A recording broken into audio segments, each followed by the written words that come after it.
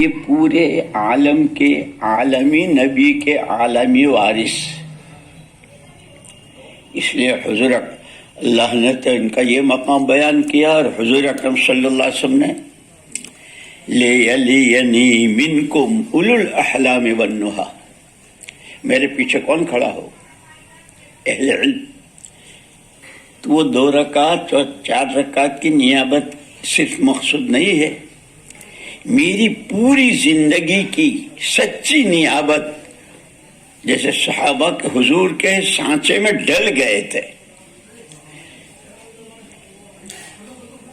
اور ذمہ داری دی تھی حضور کو سراجم منیرہ سے، آپ کو اپنی ذات سے یہ کام کرنا ہے، اللہ کا ہر بندہ اللہ سے وابستہ ہو، داعیاً الی اللہ باذنہ، آپ کی ذمہ داری ہے ہر ایک کو، اور یہ قیامت تک کی ہے، یہ آپ کی ذمہ داری قیامت تک کی ہے۔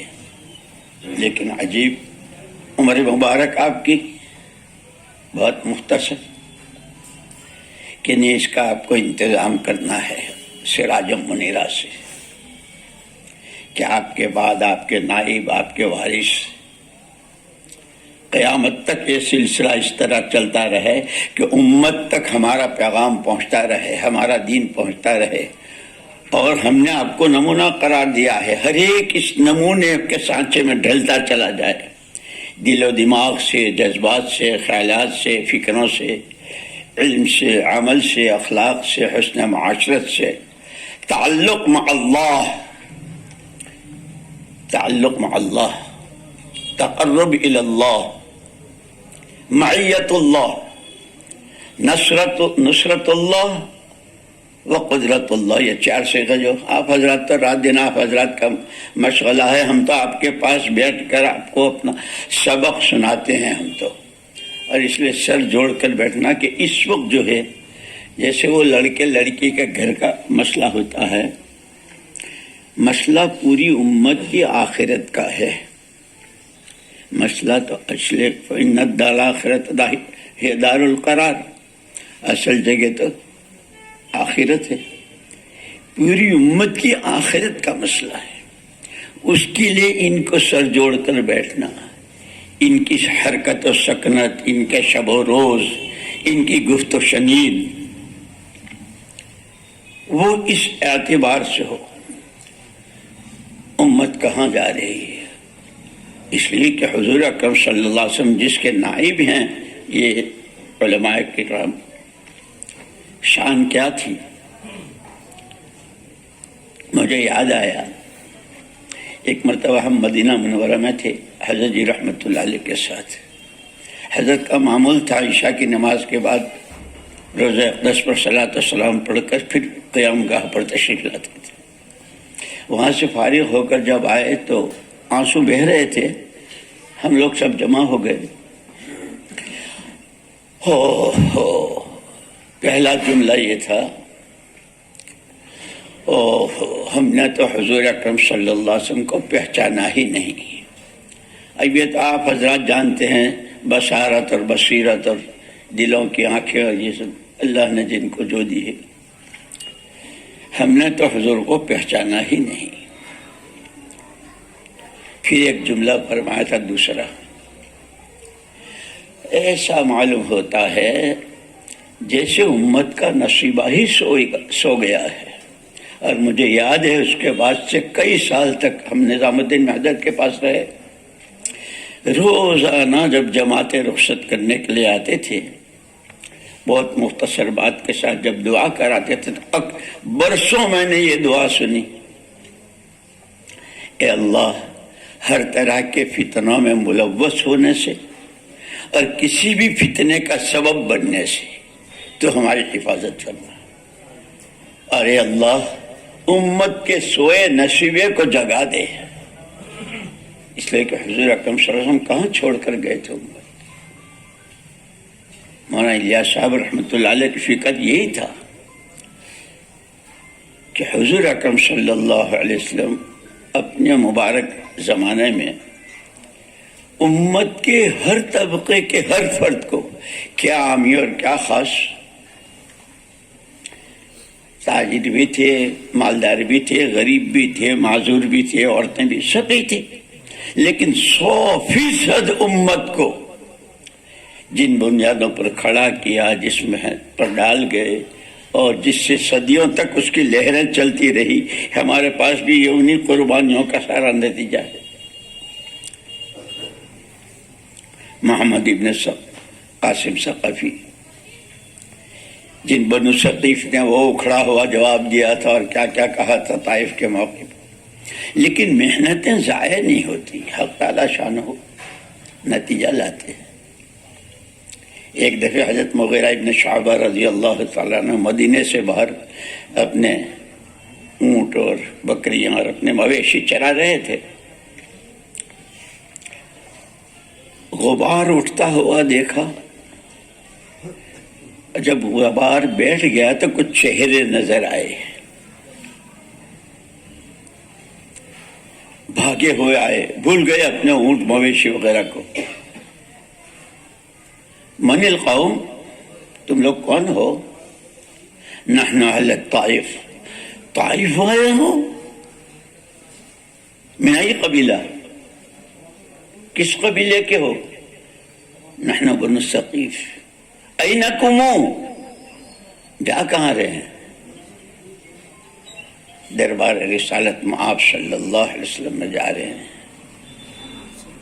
حضرت مغیرہ بن شعبہ رضی اللہ عنہ کو لے کے وہیں بیٹھ گئے، اس لیے کہ اس وقت جاہلیت میں وہ بڑوں کو جو سجدے کیے جاتے تھے، سجدے تعظیم وغیرہ، کہیں یہ حضور کے دربار میں جا کے یہ حرکت نہ کریں، تو وہیں بیٹھ کے ان کی تعلیم، السلام علیکہ ایھا النبی ورحمۃ اللہ وبرکاتہ، بس اتنا کرنا ہے۔ یہ اس خوشی میں سارے مویشی بھول گئے، سب کچھ، اور جا رہے ہیں، لیکن چھوٹے بڑوں کا لحاظ، راستے میں صدیق اکبر رضی اللہ تعالیٰ عنہ، بھائی مغیرہ خیریت تو ہے؟ سانس پھول رہا، کیا بات ہے؟ اجے آج نہ پوچھو، آج کی خوشی کو نہ پوچھو، لونڈا ہوا کیا؟ لونڈے کی کیا بات، 100 تو دفن کر چکا ہوں، 120 موجود ہیں۔ حضرت مغیرہ بن شعبہ رضی اللہ تعالیٰ کے 220 تھے، پھر کیا بات کہ اللہ اس طائف کو لائے ہیں، اس قبیلے کو لائے ہیں۔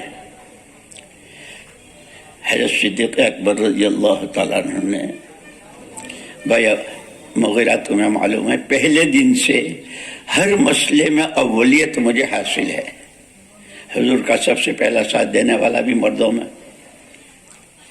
اگر یہ تو یعنی یہ اتنا بڑا مجدہ تھا اور اتنی بڑی خوشخبری تھی کہ حضور کی باتیں کھل جاتی، حضور خوش ہو جاتے، دعائیں لگتی، لیکن ایثار، ہمدردی، بڑوں کا لحاظ، یہ ہمارا طبقہ جو ہے اس سارے کا وارث ہے۔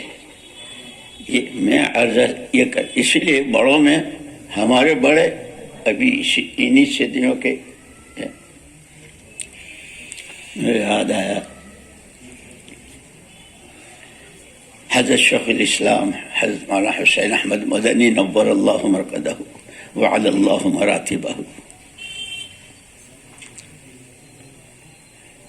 مولانا عبد الماجد صاحب دریا آبادی اور مولانا عبد الباری صاحب ندوی، دونوں بڑی حیثیت کے، لیکن مولانا عبد الماجد صاحب پہلے بہت ہی بالکل ہی، یعنی ان کا ذہن ملحدانہ ذہن، پہلے اللہ کب کس کے راستے سے کس کو، اس لیے ہم کو تو دعائیں سکھائی، اللہم اجعلنا ہادین مہتدین غیر ضالین ولا مضلین سلما لاولیائک وحربا لاعدائک۔ اب وہ مولانا عبد الماجد صاحب اور لیکن الہ آباد کے ایک جج صاحب سے ان کا تعلق تھا، یہ پڑھتے بھی تھے، ادب کے شاگرد تھے، ادب پڑھتے تھے۔ میاں عبد الماجد، تم نے قرآن نہیں پڑھا، قرآن پڑھو تو تمہارے لائن کا تمہیں بہت مواد ملے گا قرآن میں، ادب کا۔ اتنا بھونڈا جواب دیا تھا کہ میں تو اس کو اپنی زبان سے نقل نہیں کر سکتا. مولانا عبد الماجد صاحب نے جج صاحب کو اتنا بھونڈا جواب دیا تھا قرآن کے بارے میں. انہوں نے یہ کہہ کر کے کہ ادب کے طالب علم ہے، ادب کا مواد ملے گا، یہ ہو. اچھا آپ کہتے ہیں تو پڑھوں گا. کچھ قرآن پڑھا، آگے کہنے لگے جج صاحب سے کہ جج صاحب بات ہے بڑا ادب اور بڑا لغت اور بڑے کیا کیا اس میں. تو اب جج صاحب کو موقع مل گیا. یہ جو آپ حضرات دیکھتے ہیں نا آپ کی فراست وغیرہ کہ کس میں کتنی استعداد ہے، کتنی صلاحیت ہے، پھر اس کے اعتبار سے اس کو استعمال کرتے ہیں. جج صاحب سمجھ گئے کہ اب یہ تھوڑے سے ارے میاں بغیر وضو کے پڑھی ہوگی، اس لیے وضو کر کے پڑھتے تو اور کھلتا.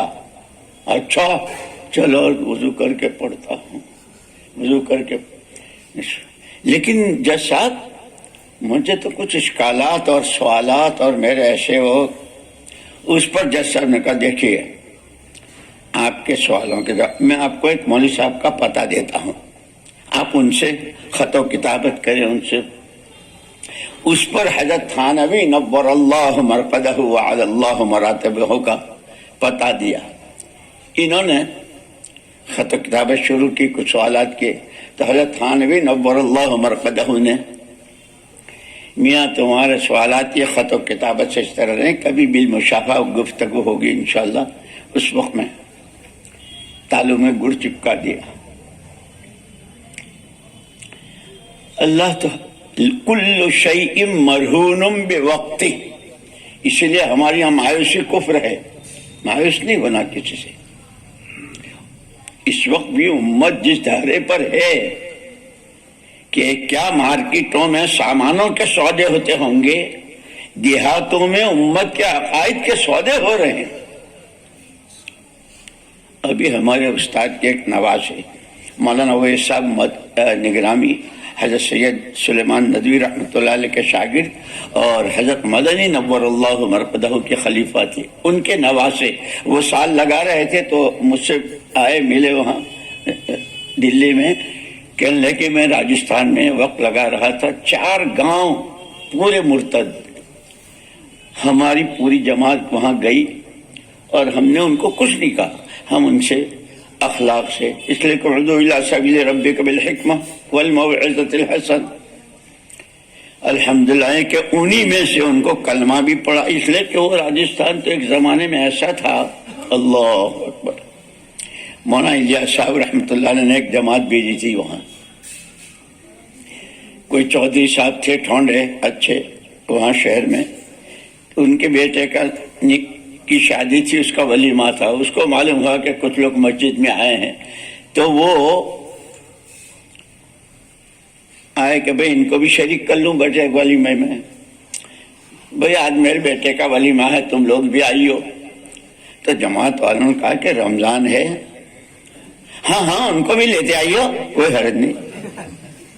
اس درجے کا راجستھان تھا جہاں اس وقت میں کتنی درسگاہیں اور کیسے علماء اور کیا کیا ہے.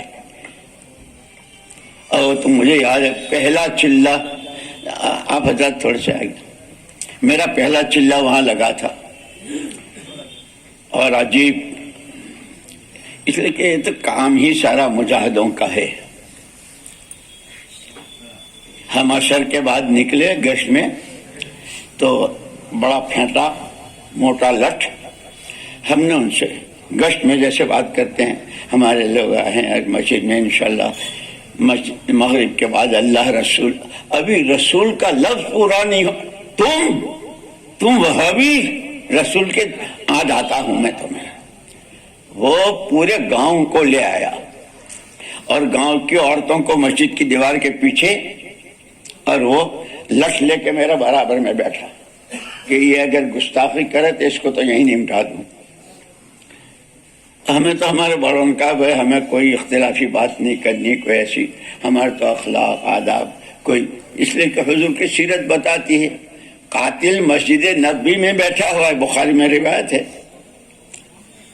کھمبے سے بندھا ہوا، اور حضور جاتے ہوئے پوچھیں کیا حال ہے اس قاتل کو جس نے قتل کی اسکیم بنا رکھی،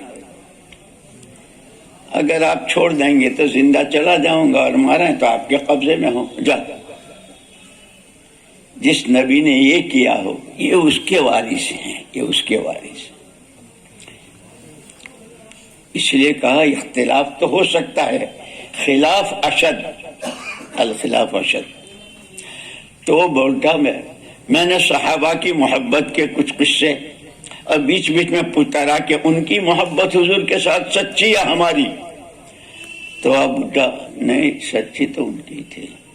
اب اس کو کچھ نہیں ملا۔ لوگ بہانوں کی تلاش میں رہتے ہیں۔ اس کو کسی نے اس کے کان یہ بھر رکھے تھے کہ تبلیغ والے جانتے ہو کسی کا کھانا اس لیے قبول نہیں کرتے کہ یہ اپنے علاوہ کسی کو مسلمان سمجھتے ہی نہیں، اس لیے دعوت قبول نہیں کرتے، کہتے ہیں ہم اپنا پکائیں گے اپنا کھائیں گے۔ تب وہاں تو اس بیان نہ تو کچھ ملا نہیں۔ تو اچھا صبح میری دعوت، ارے چودھری صاحب آپ کی سر ماتھے پر، آپ یقین مانیے صبح کو اتنا بڑا دیگچا پورا بکرا کاٹ کے وہ، اور روٹیاں ساری، دونوں باپ بیٹے لائے، کھاؤ۔ میں نے کہا چودھری صاحب برا نہ مانے تو ہم ذرا شہری ماحول میں رہنے والے، ہمارے معدے کا تالا جو کھلتا ہے وہ سورج طلوع ہونے کے بعد کھلتا ہے، اس وقت ہم کچھ کھا نہیں سکیں گے اپنی اتنی محنت سے، لیکن کھائیں گے آپ کو اگر آپ کھلانا چاہتے ہیں، اور واقعی ہم کھائیں گے، جھوٹ نہیں، لیکن ہم جا رہے ہیں، میں بھی چلتا ہوں۔ تو ہم تو یہی چاہ رہے تھے، باپ دیگچا بھی اٹھایا، روٹیاں بھی لی، ہم نے راستے میں دو کی جوڑیاں بنائی۔ ہم نے کہا ساتھیوں سے کہ بھائی سورہ فاتحہ کا اور نماز میں جو کچھ پڑھنا جس سے نماز صحیح ہوتی، تو بڑے میاں بھی اور وہ بیٹا بھی، نہ باپ کو یاد نہ بیٹے کو یاد۔ چلتے رہے، سورج طلوع ہو گیا، اشراق کا وقت ہوا، تو میں نے آواز دی ساتھیوں کو، پیدل چل رہی تھی ہماری جماعت، گاؤ بھائی آ جاؤ چودھری صاحب کا کھانا کھانا ہے۔ اب چودھری صاحب کے پسینے کہ میں تو ان کو کیا سمجھ رہا تھا، یہ مجھے تو صرف فاتحہ بھی یاد نہیں آتا۔ پھر وہی چودھری صاحب ہمارے ساتھ اور علاقے میں ماشاءاللہ ذمہ دار اور بہت سارا کام کیا، تو خیر وہ ہوتی ہے کہ حکمت وَمَن يُؤْتَ الْحِكْمَةَ فَقَدْ أُوتِيَ خَيْرًا كَثِيرًا۔ بہت سارے قصے۔ ایک دفعہ میری جماعت میں تھا ایک لڑکا، بی کام کیا ہوا، تازہ سورت سے، وہ ہماری جماعت میں، فجر کی نماز کے بعد میں تو بیان شروع کرتا تھا، یہ 6 نمبر سادہ اور اس میں انداز میں، اپنے دیہات کے لوگ بیچارے، اور وہ محراب میں بیٹھ کے داڑھی مونڈتا تھا، ہمارا ساتھی جماعت کا، بہت جلنا پڑتا ہے۔ ایک دن 2 دن میں دیکھتا رہا، ارے محراب میں۔ ایک دن میں نے صرف اتنا کہا، میں نے کہا بھائی اگر تجھے یہ کرنا ہی ہے تو کم سے کم مسجد کی چہر دیواری سے، اے مولوی صاحب تبلیغ میں جزیات نہیں ہیں، اور تو تو بڑا عالم معلوم ہوتا ہے، 6 نمبر میں رہ کر کے بات کرو، اگر آئندہ کہا نا تو ممبر کے اوپر کی سیڑھی پر بیٹھ کے منوں گا، اور میرا ساتھی، میں امیر، اور مجھے اچھا بھائی، لیکن اللہ ہے، ہدایت اللہ کے قبضے میں، ہر چیز کا ایک وقت ہے۔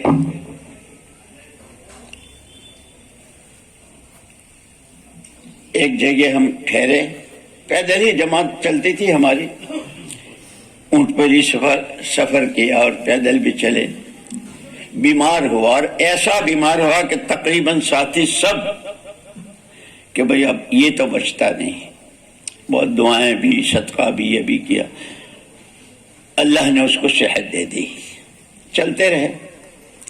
آگے جا کے ماشاءاللہ وہ ایک اسکول کا ہیڈ ماسٹر بنا، صورت ہی میں ہمارے ہاں، اور پھر جب وہ کوئی نعتیہ کلام جب پڑھتا تھا، اب بڑے بڑے وہاں بھی ہمارے دین جو جامعہ حسینیہ اشرفیہ، جب وہاں کے شیخ الحدیث صاحب اور وہ سب، آتے تھے. تو حالات تو بہت آتے ہیں، اور نبیوں کے یہاں تو اوذیت فی اللہ ما لم یؤذ احد. تو یہ مولانا عبد المجید صاحب حضرت تھانوی رحمۃ اللہ علیہ سے خط و کتابت سے کچھ خاصی مناسبت ہو گئی. ان دونوں حضرات، مولانا عبد الباری صاحب وہ وہاں حیدرآباد یونیورسٹی میں وہ تھے، اور یہ یہاں الہ آباد میں. یار کسی سے بیعت ہو جانا چاہیے. اس وقت میں حضرت شیخ الاسلام صاحب رحمۃ اللہ علیہ کی طوطی بول رہی تھی. چلتے ہیں تو دونوں حضرات دیوبند آئے، حضرت مولانا حسین احمد مدنی رحمۃ اللہ علیہ کی خدمت میں، اور اپنی ہمیں بیعت کر لیجیے. حضرت تھانوی نور اللہ مرقدہ اور حضرت شیخ الاسلام صاحب رحمۃ اللہ علیہ کا سیاسی اختلاف زمین آسمان کا، وہ لیگی یہ کانگریسی، زمین آسمان کا اختلاف.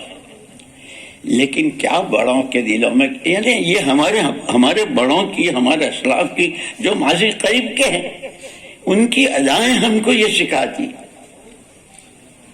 بیچ میں یاد آ گیا، وہاں دلی میں ایک مسجد ہے، وہاں ایک قاری صاحب بہت اچھا قرآن پڑھتے تھے.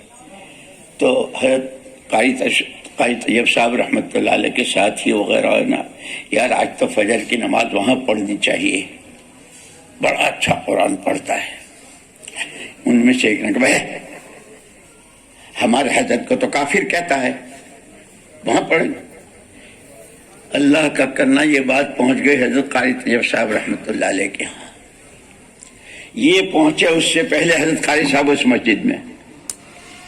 اب وہ امام صاحب نے دیکھا، ارے یہ تو حضرت قاری طیب صاحب رحمۃ اللہ علیہ نے فرمایا کہ ہمارے دل میں تو آپ کی بڑی قدر ہے. حضور کا گستاخ تو اسلام ہی سے خالی ہو جاتا ہے، آپ کی بڑی قدر. لیکن ہاں اتنا ہے کہ آپ ذرا تحقیق کر لیتے ہم دشمنان رسول ہیں یا محبان رسول. یہ آپ سے چوک ہوئی، آپ نے تحقیق نہیں. اجی میں نے معاف کر دو، مجھے معاف کر. پیر پکڑ لیا قاری صاحب کہہ رہو، ہمارے بڑوں نے ہم کو ایسی یعنی راستے دکھائے ہیں.